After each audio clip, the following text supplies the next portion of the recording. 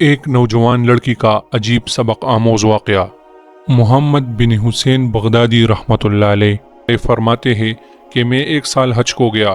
میں اتفاق سے مکہ کے بازار سے گزر رہا تھا کہ ایک بوڑھا آدمی ایک لڑکی کا ہاتھ پکڑے ہوئے تھا۔ لڑکی کا رنگ متغیر ہو رہا تھا، بدن بہت کمزور، لیکن اس کے چہرے پر ایک نورانی چمک تھی۔ وہ بوڑھا پکار رہا تھا کہ کوئی اس لڑکی کا خریدار ہے، کوئی ہے جو اس کو پسند کرے، جو 20 اشرفیوں سے اس کی قیمت زیادہ دے، اس شرط پر کہ میں اس کے ہر عیب سے بری ہوں۔ میں نے اس شیخ کے قریب جا کر پوچھا کہ اس باندی کی قیمت کا حال تو معلوم ہو گیا، اس میں عیب کیا ہے؟ وہ کہنے لگا کہ یہ لڑکی پاگل ہے، ہر وقت غمزدہ رہتی ہے، رات بھر نماز پڑھتی ہے، دن بھر روزہ رکھتی ہے، نہ کھاتی ہے نہ پیتی ہے، ہر جگہ بالکل تنہا پسند کرتی ہے۔ جب میں نے اس کی بات سنی تو وہ لڑکی مجھے پسند آ گئی اور میں نے اس کو خرید لیا اور اپنی قیام گاہ پر گیا تو میں نے اس کو دیکھا کہ وہ زمین کی طرف سر جھکائے بیٹھی ہے۔ پھر اس نے سر اٹھایا اور کہنے لگی کہ میرے چھوٹے آقا، آپ کا وطن کہاں ہے؟ اللہ تعالیٰ آپ پر رحم کرے۔ میں نے کہا عراق ہے۔ کہنے لگی کون سا عراق، بصرہ یا کوفہ؟ میں نے کہا دونوں میں نہیں ہے۔ کہنے لگی تو کیا آپ بغداد کے رہنے والے ہیں؟ میں نے کہا ہاں۔ کہنے لگی واہ واہ، وہ تو عابدوں کا شہر ہے، زاہدوں کا شہر ہے۔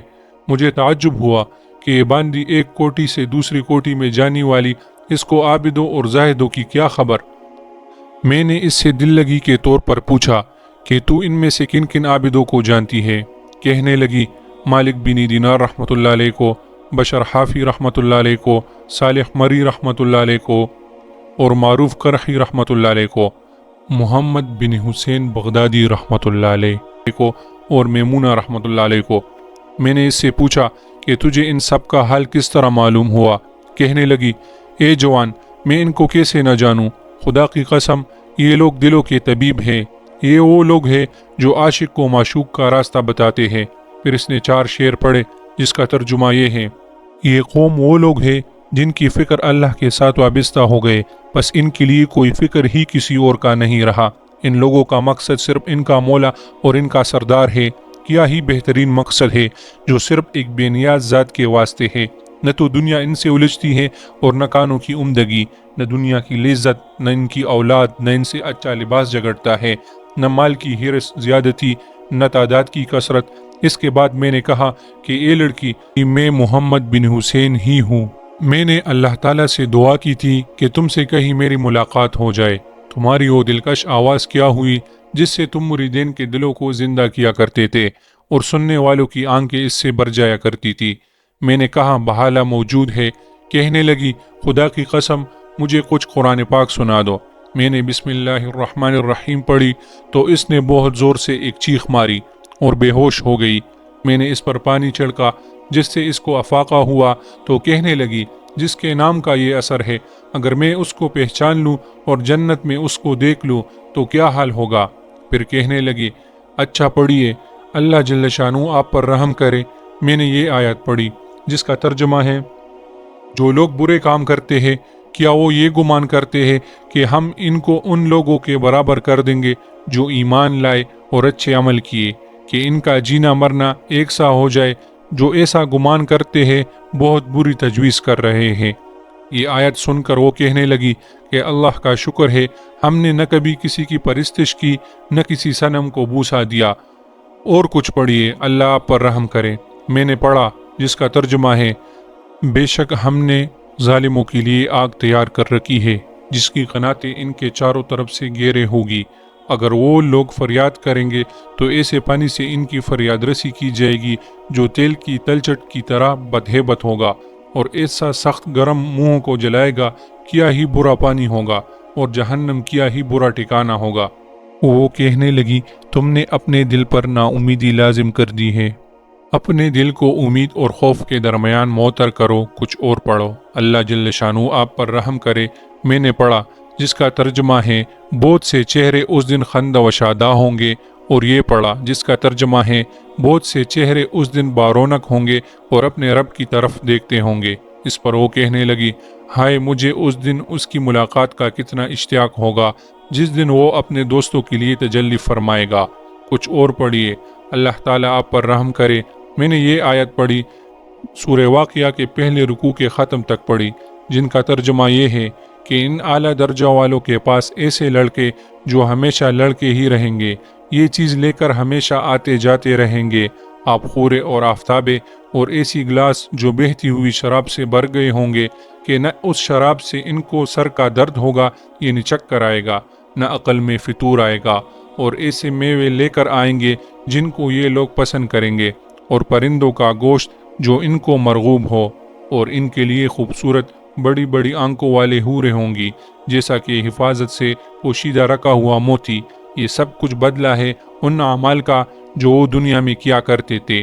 یہ لوگ جنت میں نہ بک بک سنیں گے نہ کوئی اور بیہودہ بات، بس سلام ہی سلام کی آواز ہر طرف سے آئے گی۔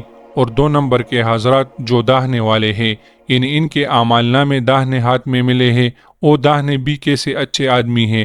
وہ ان باغوں میں رہیں گے جہاں بغیر کانٹوں کی بیریاں ہوں گی، اور تہ بتے کیلے لگے ہوں گے، اور بہت لمبا سایہ ہوگا، اور بہتا ہوا پانی ہوگا، اور کثرت سے میوے ہوں گے جو نہ ختم ہوں گے، اور نہ انہیں کسی قسم کی روک ٹوک ہوگی، جتنا جس کا دل چاہے کھائے۔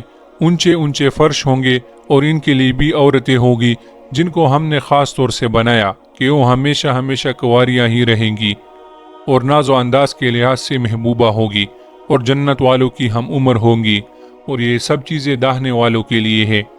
پھر وہ لڑکی مجھ سے کہنے لگی، میرا خیال ہے کہ تم نے بھی حوروں سے منگنی کی ہے، کچھ ان کے مہروں کے واسطے بھی خرچ کیا ہے۔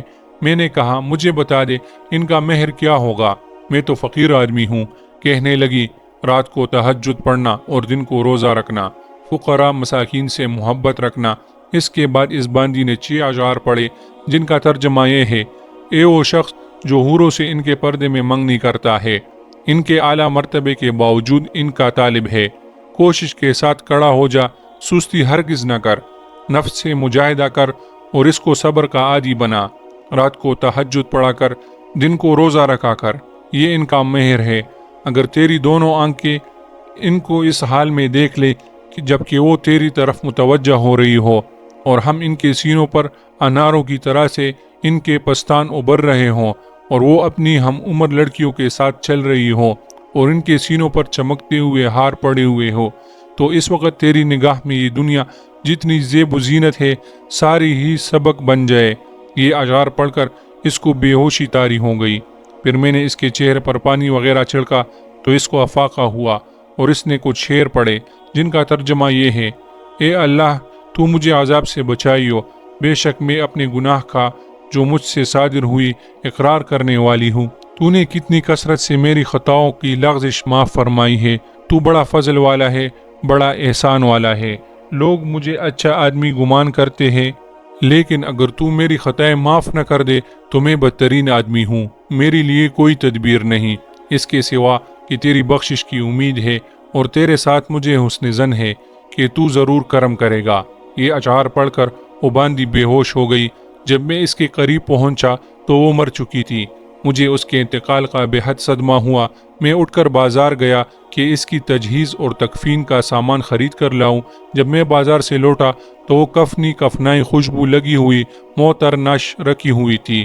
2 سبز کپڑوں میں اس کا کفن تھا جو جنت کا لباس تھا۔ کفن میں 2 سطریں نور سے لکھی ہوئی تھی۔